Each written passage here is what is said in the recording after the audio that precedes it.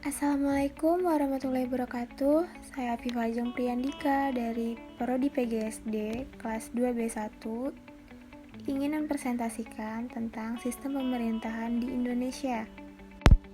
Indonesia sendiri memakai sistem pemerintahan presidensial. Bentuk pemerintahnya itu konstitusional dan sistem politiknya sendiri demokrasi Pancasila.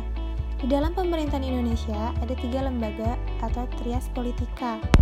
Yang pertama itu ada lembaga eksekutif. Lembaga eksekutif merupakan lembaga yang tertinggi kekuasaannya. Biasanya kinerjanya yang paling sering disoroti oleh masyarakat. Lembaga eksekutif bekerja melaksanakan kebijakan, peraturan, dan menjalankan undang-undang yang dibuat oleh legislatif. Yang terlibat dalam lembaga eksekutif sendiri, yang pertama ada presiden, yang kedua ada wakil presiden, dan ketiga ada staf kementerian kabinet presiden. Lalu selanjutnya ada lembaga legislatif.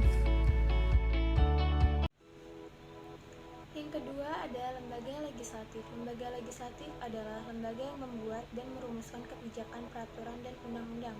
Pada intinya mereka mempunyai hak untuk membentuk suatu hukum di sebuah negara, tapi tetap pada batas konstitusinya yang dirumuskan berdasarkan suara rakyat. Yang terlibat dalam lembaga legislatif itu ada DPR atau Dewan Perwakilan Rakyat, dan yang kedua ada DPD atau Dewan Perwakilan Daerah, dan yang ketiga ada MPR atau Majelis Permusyawaratan Rakyat. Apa aja sih tugas DPR? Nah, yang pertama itu memilih 3 orang hakim konstitusi untuk selanjutnya diajukan ke presiden. Lalu yang kedua ada menyerap, menghimpun, menampung, dan menindaklanjuti aspirasi rakyat. Dan yang ketiga adalah memilih anggota BPK dengan memperhatikan pertimbangan DPD. Lalu ada tugas DPD. Yang pertama pengajuan usul rancangan undang-undang, dan yang kedua pembahasan rancangan undang-undang, dan yang ketiga pertimbangan atas rancangan undang-undang dan pemilihan anggota BPK. Lalu ada tugas MPR. Tugas MPR sendiri ada mengubah dan menetapkan undang-undang dasar, lalu melantik presiden dan wakil presiden berdasarkan hasil pemilihan umum dalam sidang paripurna MPR, lalu ada melantik wakil presiden menjadi presiden apabila presiden mengangkat, berhenti, diberhentikan, atau tidak dapat melaksanakan kewajibannya dalam masa jabatannya.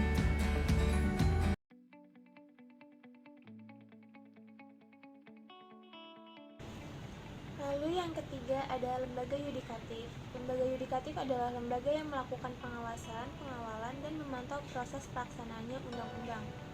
Yang terlibat dalam lembaga yudikatif sendiri ada Mahkamah Agung, ada Mahkamah Konstitusi, dan Komisi Yudisial.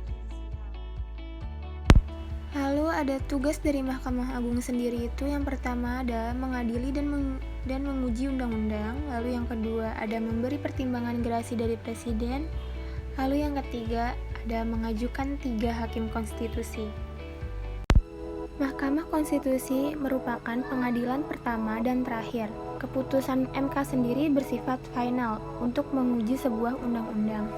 Tugas apa aja sih yang dikerjain oleh Mahkamah Konstitusi? Yang pertama itu memutuskan masalah persengketaan, mengadili dan memutuskan hasil uji undang-undang, lalu memutuskan hasil pemilu, lalu memutuskan pembubaran partai politik.